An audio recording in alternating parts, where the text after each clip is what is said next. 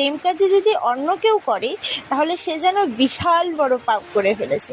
তো যাদের এমন মেন্টালিটি তাদের উদ্দেশ্যে বলছি যে আমি না হয় খারাপ, আর তুমি যে ভালো তার সার্টিফিকেট তোমার কাছে আছে তো।